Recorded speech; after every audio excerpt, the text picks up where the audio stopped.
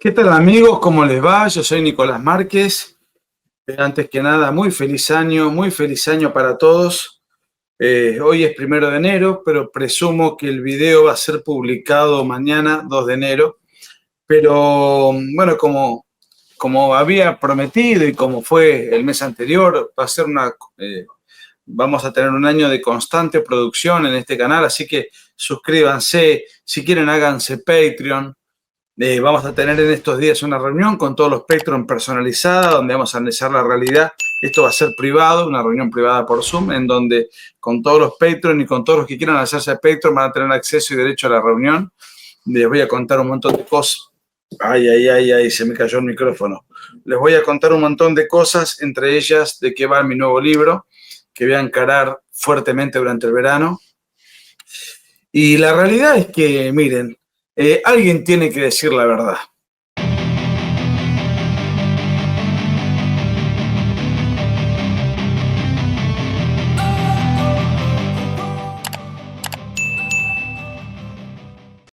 Estoy harto, siempre estuve harto de escuchar a todos los genuflexos del establishment comunicacional, que pueden ser políticos, entretenedores, figurones mediáticos, personajes de la farándula, actorcitos, políticos, burócratas varios, celebridades de la pantalla, bueno, que opinan y que además son todos, suelen ser personajes, algunos un poco más interesantes, otros menos, pero lo cierto es que en muchas cosas se arrodillan al catecismo de la corrección política. Hace pocas horas reventó en su ley Jorge Lanata, personaje que despertó y sacudió, y entonces desde todos lados le rendían pleitesía y todos los honores, y lo trataban como si se hubiese ido un prócer, un prohombre, el padre del periodismo, el príncipe en la lucha contra la corrupción, y lo cargaban de títulos, honores, méritos, virtudes. Y la realidad es que todo eso es falso. Algunas cosas son ciertas y algunos méritos tiene.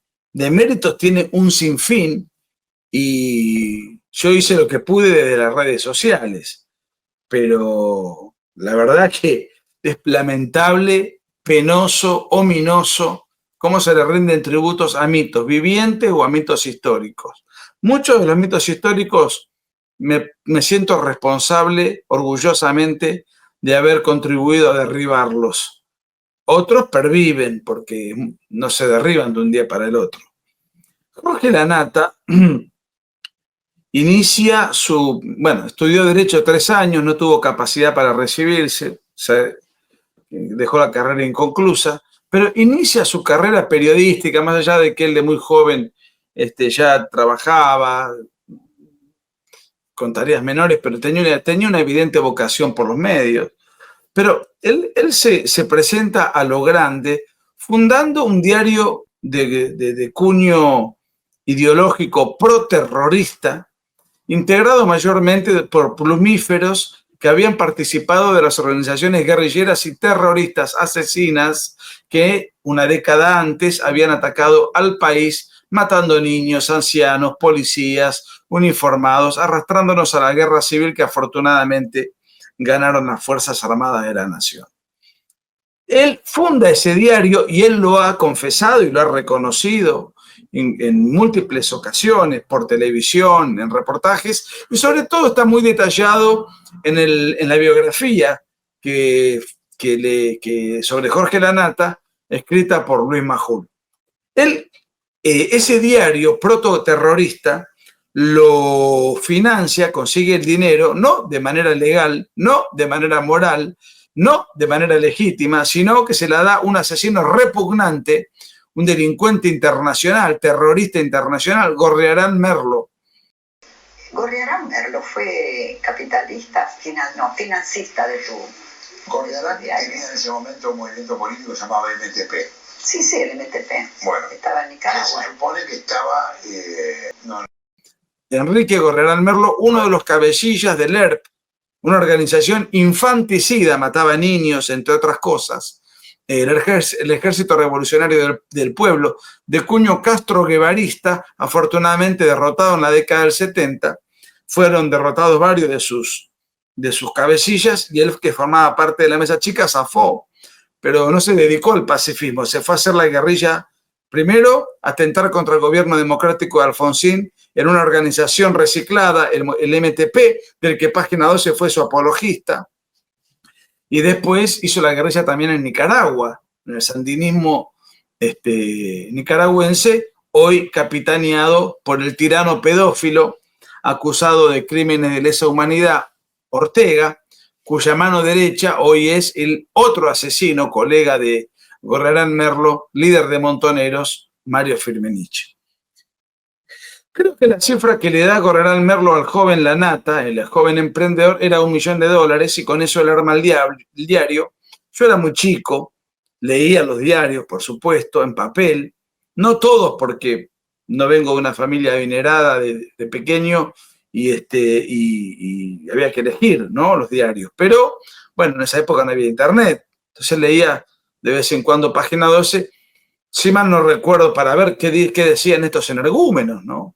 No todos los que integraban Página 12 eran necesariamente ex asesinos, había gente joven también que no había participado de la guerrilla. Estaba Tenenbaum, Lotoviazda, Paenza, que después, si te cases, después hicieron su carrera, pero eran, bueno, los discípulos y herederos de toda esa línea de pensamiento. Pero que yo recuerde, y ahí escribía Caparrós, que yo recuerde, ex montonero, Bonazo, jefe de prensa de Montoneros, Berbisky, el segundo en el aparato de inteligencia de Montoneros, un hombre, un delincuente, pero pesadísimo. Creo que escribía Seoane también. Y bueno, y después algunos zurdos, varios zurdos que a lo mejor no empuñaron fusiles, pero que apoyaron la guerrilla y contribuyeron a que la guerrilla tenga inserción en la opinión pública. Fueron propagandistas en la acción psicológica durante la guerra antisubversiva que, repito, afortunadamente ganaron las Fuerzas Armadas. Bueno, se dedicaron con ese diario, Página 12, a promover fuertemente, reivindicar el accionar guerrillero, por supuesto bajo la fachada hipócrita, cínica, de la defensa de los derechos humanos, con estos asesinos. También no solamente estaban estos, había otros personajes que trabajaban en el diario. Por ejemplo, el sacerdote Puijané, que atentó en el ataque terrorista a La Tablada en 1989 durante el gobierno de Alfonsín con el MTP bajo las órdenes del financista de Página 12, Gorrearán Merlo, y después por eso estuvo preso unos años, hasta que el flojo de la Rúa le conmutó la pena. Y el otro fue Jorge Baños, otro delincuente y homicida, que también participó del MTP y fue abatido felizmente, digo felizmente porque él fue con armas a matar contra un cuartel militar donde mataron creo que a una docena de soldados y oficiales, ¿no? Y bueno, afortunadamente no pudieron tomar el cuartel porque lo que se intentaba era tomar el cuartel y con ello servir de antesala para tomar la casa de Rosada y además propagandísticamente echarle la culpa a una fracción nacionalista de los militares, cuando en realidad eran ellos los verdaderos atacantes. Querían distraer la atención de la opinión pública y para tal fin Página 12 hizo operaciones de prensa dirigida por Lanata, hizo operaciones de prensa en ese sentido. Entonces Lanata viene de ahí, ese es el origen siniestro de Lanata, con dinero inmoral, con escribas o que eran inmoralmente desde el punto de vista ideológico, porque eran de izquierda, o sea, al servicio del mal, objetivamente al servicio del mal, o directamente al servicio del crimen, porque eran guerrilleros reciclados que no habían sido abatidos durante la guerra que ellos le desataron al país con sus respectivas organizaciones homicidas. Y ahí estaba Lanata, el joven idealista, como le llaman. Un flaco Lanata, hay fotos, a lo mejor en el transcurso del video esto se puede ver. Después ya en la década del 90 viene la era de Carlos Menem. Él tenía un programa de lunes a viernes. Cuando dicen que Carlos Menem no había libertad de prensa, por favor, Carlos Menem dio tanta libertad de prensa que durante el gobierno del demócrata de Alfonsín, todos los canales, a excepción de Canal 9 de su amigo personal Alejandro Romay, estaban en manos del Estado. O sea que el Estado controlaba toda la prensa televisiva. Y Menem la privatiza para que tipos como Lanata, que se cansaron de pegarle a Menem con operaciones muchas veces mentirosas, abiertamente mentirosas, le pegaban todos los días, de lunes a viernes, en un programa que se llamaba Día D. ¿Quién trabajaba en Día D? El ex guerrillero Caparrós, el ex guerrillero Berbisky, el ex guerrillero Bonazo, eran columnistas diarios, además de Paenza, Lotoviada, Tenenbaum. De estos últimos no puedo decir que participaron de la guerrilla, incluso por una cuestión generacional, pero no, tenían una manera de pensar total y absolutamente equivocada, pero no les puedo atribuir ningún rasgo de criminalidad. Pero a muchos otros sí, a muchos otros sí. Estoy hablando de mucho de lo que me acuerdo. Pero más allá de eso, iba constantemente políticos afines a ellos, o sea, socialistas, estatistas, estaban en contra de todo lo que Menem promovía, que venía de un país devastado por el desastroso gobierno de Alfonsín, que tenía que ver con la hiperinflación, el desabastecimiento, que tenía que ver con el racionamiento, que tenía que ver con los cortes de luz. No había luz, no había nafta, no había gas, no había nada.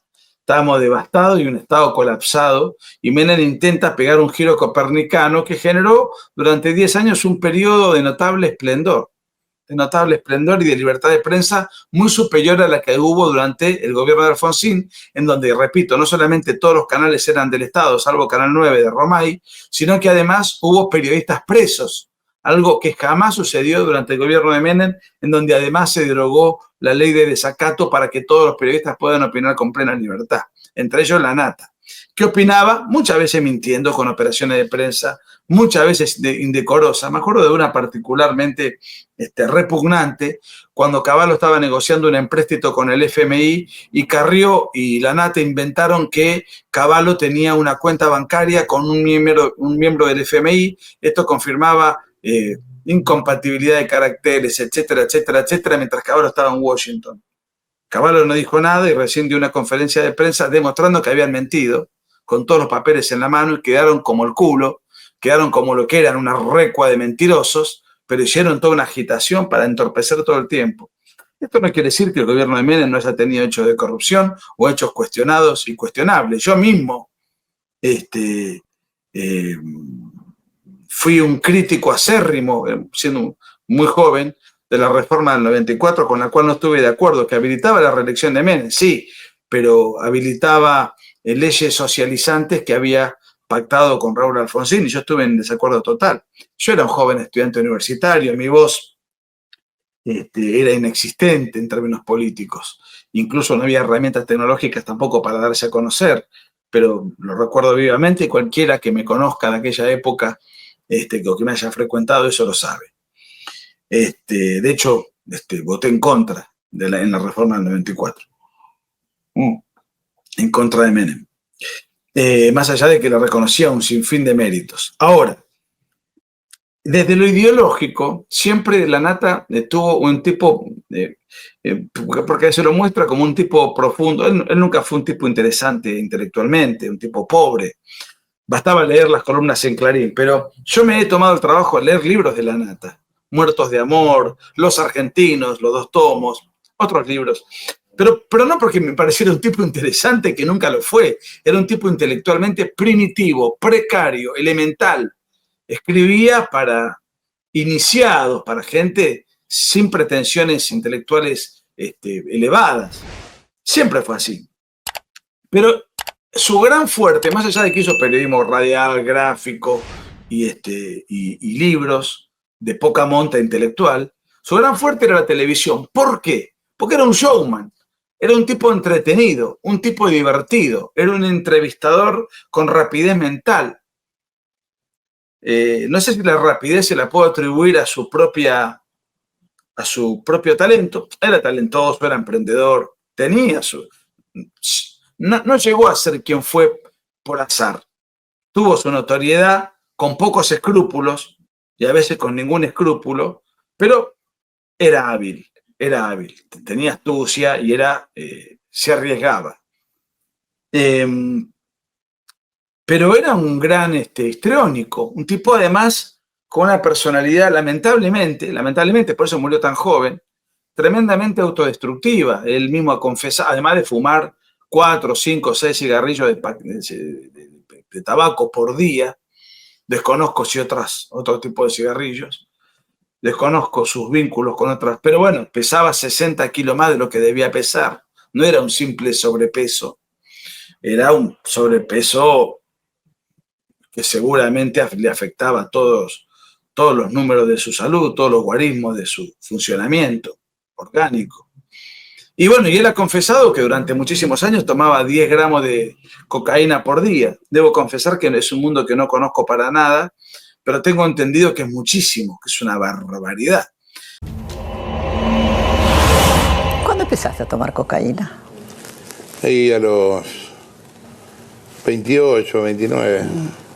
¿Y cómo empezaste? ¿Cómo se empieza? ¿Hay alguien que te ofrece? Pero yo estaba muy metido en el ambiente de la música. ¿No te quisiste suicidar?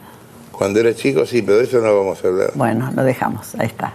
¿Qué me dijiste? El No, ambiente de la yo música. estaba muy metido en el ambiente de la música. En el ambiente de la música, bueno, como en este también, es muy común. Sí. Va, como en este, como en cualquiera, porque en realidad la droga no es patrimonio de... Pero yo leí en el libro que explican ahí todo el tema cocaína. Te hablo del libro de Majul, Sí, y dice sí. que llegaste yo no tengo idea de cuánto es un gramo, ni que llegaste a tomar 6 gramos por día. Sí. ¿Eso es una barbaridad? Es una barbaridad. Sí. Bueno, saber cómo lo dejaste la Mira, ¿cómo? Primero, el vicio. yo estoy a favor de la despenalización de las drogas. ¿Por qué? Porque la gente no se muere por sobredosis. De ahí que era súper activo, rápido, vivía acelerado y trabajaba, porque tenía toda una carga de una incitación artificial y bueno. Ahora, eso forma parte de su vida personal. Eso lamentablemente te destruye y lo pagó. Lo pagó porque le tuvieron que donar un riñón. Una mujer muy samaritana, muy piadosa, le donó un riñón para que pueda vivir. Es muy conmovedor cuando alguien dona un órgano, un riñón para otro. Pero él no le pagó a esa mujer. ¿Qué significa pagarle? ¿Darle plata? No. Decir, bueno, esta mujer hizo este esfuerzo por mí, en respeto al menos de que me ha salvado la vida, me voy a cuidar. Porque esta mujer me donó un riñón, se sacó un riñón de sí, que no me conocía para dármelo, me voy a cuidar. No se cuidó nunca. Y murió rápido. No le pagó muy bien a la mujer, porque hoy no tiene el riñón y la persona beneficiaria de ese riñón murió rápidamente porque él no cumplió con las prescripciones médicas, seguramente. Bueno, está bien, hasta ahí su vida personal. Y no sabemos, no la conozco, pero era un tipo desbordado, no podía consigo mismo. Pero dejó toda una playa de periodistas de izquierda, dejó una mentalidad y preparó el terreno para el kirchnerismo. Si la Nata no hubiese tenido la influencia que tuvo, porque era influyente, no hay duda, una influencia intelectual precaria, pero influía en el gran público, porque era un tipo divertido, histriónico, con buenos ratings, televisivamente siempre fue un buen producto. Entonces, ¿qué generó? El mito de que el socialismo y el Estado y la distribución del ingreso y la justicia social, etcétera, etcétera, etcétera, que los militares eran malos, que los terroristas eran buenos, y después de viejo se abrazó al wokismo, siempre difundiendo ideas negativas y perversas, en lo económico, en lo cultural, etcétera. Y eso fue antesala del kirchnerismo. Cuando el kirchnerismo empezó a robar a 4 manos, el kirchnerismo era socio de Clarín. Hasta el año 2008 el kirchnerismo era el órgano de prensa de Clarín. Y bueno, Página 12 también, pero ella no estaba en Página 12, fundó una revista, le fue mal, después volvió a emprender. Pero cuando Clarín rompe con el kirchnerismo se refortalece porque la soja valía $700, porque había... pero de todas maneras no había un contraste de ideas. De hecho, la oposición, la falsa oposición del macrismo acobardado, centrista y no binario, cuestionaba, al igual que la Nata, del kirchnerismo, lo que robaban. no el sistema político, económico, cultural siniestro del kirchnerismo, que era más grande que el robo, era más preocupante que el robo. Porque el robo, con un gobierno honesto, más o menos lo manejás. Lo que no manejás es la decadencia del país si las políticas de Estado son incorrectas. Y eso es lo que pasó. Y eso es lo que le pasó a Macri. No bastaba con no revolear bolsos por todos lados, ni tener negocios con vialidad, con testaferros, hoteles, lavado de plata, fiscales muertos, todo lo que hemos vivido de la tragedia del kirchnerismo, sino que el país se seguía empobreciendo, porque si vos no cambiás la matriz, el rumbo, el norte, los valores, los principios y el régimen económico fundamental para que un país prospere, bueno, ese es el mito del Estado presente, en gran parte es obra de Lanata, una obra que le hizo mucho daño al país. Cuando lo contrata Clarín, él arma un programa, él mismo lo ha dicho, parecido a lo que era Día D en los 90, pero ahora con muchos recursos económicos, y el objetivo era destruir al kirchnerismo y para tal fin destapar el sinfín de hechos de corrupción del kirchnerismo, y lo hizo con éxito porque logró investigaciones, no sé si él o su equipo de trabajo, pero investigaciones muy buenas, y fue su mejor momento donde tuvo picos de rating enormes, y sí, efectivamente, creo que fue el mejor, lo más rescatable de su trabajo periodístico profesional, no lo ideológico, que era una porquería repugnante, y además ni siquiera interesante desde el punto de vista intelectual, porque a veces hay zurdos que son enemigos, pero interesantes de leer, enriquecen. Lanata era para el vulgo, digamos, ¿no? Pero bueno, no importa, el gran público votaba. Ahora, era un gran entretenedor, y de hecho su programa era un programa de humor político en sus últimos años, llenos de sketch cómicos, llenos de gags, guiones, una especie de Tato Bores con, sí, una parte de investigación seria, pero el grueso era el humor político. Un showman, gran showman, histriónico, hábil, carismático, había hecho teatro, ya que era un tipo con dotes actorales, de otra manera. No me lo vendan de otra manera. Era intelectualmente pobre, era ideológicamente equivocado, crematísticamente con inmoralidades indefendibles. ¿Y cómo acabó? Acabó apoyando fervientemente la candidatura de Sergio Massa y atacando con furia y rabia al presidente hoy admirado por los premios Nobel, por los principales mandatarios del mundo, por las principales revistas de politología y economía del mundo, debido a la brillantez de lo que ha sido este año de gobierno. Sin embargo, militó vivamente para Massa, o sea, un personaje siniestro, un abogado que tardó 22 años en recibirse, pero que ni siquiera ejerció algo como políticamente relacionado con la abogacía, de la cual no es un tipo confiable, porque alguien que tuvo esa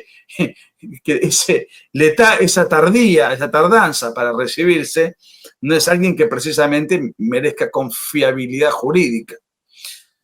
Fue ministro de Economía, creyendo que si la economía mejoraba, él iba a ser el futuro presidente, destruyó la economía, se fue con el 17.000% anual de inflación mayorista, con reservas negativas, una situación calamitosa, se patinó una emisión monetaria a destajo, un empréstito del FMI a destajo, dejó el país desfinanciado, con reservas negativas, 3.000% de riesgo país, una eclosión que Milei solucionó parcialmente, porque todavía estamos saliendo de ese infierno en el cual nos dejó Massa, el candidato de Lanata, vinculado, según Cristina Kirchner le dijo a Parrilli en su audio telefónico conocido, al narcotráfico, según Cristina Kirchner, que fue 2 veces presidente. O sea que algún dato tendría de los servicios de inteligencia sobre las andanzas del candidato de Lanata, Massa. Milei es hijo de la casta. Milei es hijo de la casta, literal. Yo creo que Massa es el candidato más parecido a Néstor. evidentemente es un buen candidato, porque si no, no le pasaría lo que le pasa.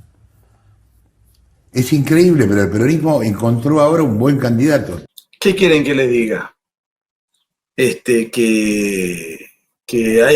estoy triste, acongojado, que fue lo más grande. No lo admiro. No es alguien admirable, no es un gran arquetipo, no es un prohombre, nada. Era hábil, era un tipo astuto, era un tipo sagaz, era un tipo audaz, era un tipo emprendedor, fue un tipo exitoso, sí, era un tipo atractivo en su histrionismo televisivo, muy divertido, sí. ¿Era un tipo culto? No. ¿Era un tipo, era un intelectual? No. ¿Ideológicamente estaba en el lado correcto de las ideas? No, era un izquierdista recalcitrante en sus inicios, pro-guerrillero, y después, ya en Clarín y con el kirchnerismo fracasado, abrazó un progresismo vago, mentalmente confuso, difuso, con pocas herramientas intelectuales. Él, de hecho, tenía un equipo de investigación que logró. O sea, ¿el problema cuál era? El del kirchnerismo, no el desastroso gobierno, sino la corrupción del gobierno, que era consecuencia del plan político-económico del gobierno. Con un Estado súper grande, la corrupción es la regla del funcionamiento de ese Estado. Lanata nunca lo entendió, no era un tipo que tuviese una concepción clara de las cosas, era muy confuso. Y esa confusión impregnó en muchos argentinos hasta la aparición de Milei. Milei generó un cambio de paradigma. Bueno, por eso Lanata lo combatió fervientemente a Milei, y bueno, terminó como terminó. Pero ahora todo el mundo lo elogia, y el que dice la verdad, como las que estoy diciendo, es un insensible. Bueno, miren, yo voy a estar toda la vida diciendo la verdad, desde que tengo alguna mínima notoriedad, digo la verdad, desde que escribo libros digo la verdad, y no soy el dueño de la verdad, soy esclavo de la verdad. Y la verdad hay que decirla oportuna e inoportunamente. Hoy es 1 de enero, no es el momento. Siempre es el momento de decir la verdad, lo dice el Evangelio. La verdad hay que decirla oportuna e inoportunamente, le guste o no a los genuflexos que se arrodillan al humanitarismo tribunero. Entonces todo el mundo se siente en la obligación explícita o implícita de congraciarse con el difunto. Cierta vez mi maestro Vicente Massó dijo, cuando murió el canalla y sinvergüenza de Néstor Kirchner, que todo el mundo lo elogiaba, incluso los opositores y todo el mundo, en un artículo que nunca me voy a olvidar, 2010. Porque, claro, un tipo tan despreciable, un sinvergüenza, un inmoral, un delincuente como Néstor Kirchner, que no fue condenado por la justicia porque reventó en el 2010. No es el caso de su mujer, que como vivió y sigue viviendo, ya fue condenada, una condena con doble instancia, y además va a ser condenada en otras causas, mucho más graves todavía. Cierro con esto que dijo Massó. Todas las novias son lindas y todos los muertos son buenos. Esto es lo que prevalece en el grueso del mundo mediático y de los cibernautas incapaces de sobreponerse y decir la verdad, incómoda, y agradar con demagogias simpáticas y confortables para no desagradar a nadie y practicar, cultivar el buenismo militante, que no es mi caso, ni nuestro caso, ni de todos aquellos que colaboran, contribuyen y difunden este canal. A propósito, pongan likes, si quieren hacerse Patreon, bienvenidos, si quieren contribuir, bienvenidos, porque voy a estar escribiendo mucho, voy a estar viajando poco.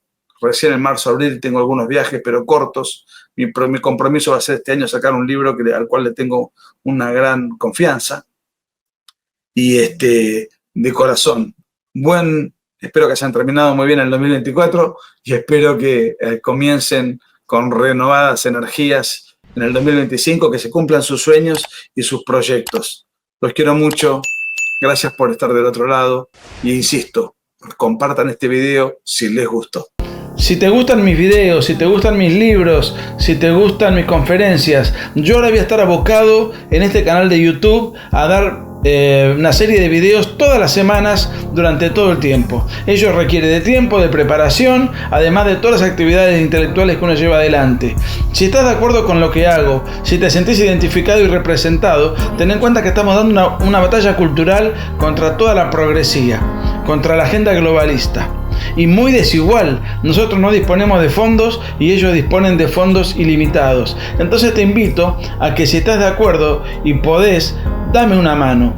Tenés Patreon para colaborar con lo que puedas y de esta manera poder facilitar que todo este trabajo y todo este esfuerzo siga siendo posible. ¿Dónde está? ¿Cómo haces para poder colaborar? Bueno, en la descripción del video ahí está el link de Patreon. Con lo que puedas. Todo suma y todo sirve para que este trabajo que vengo realizando dé sus frutos. Un abrazo.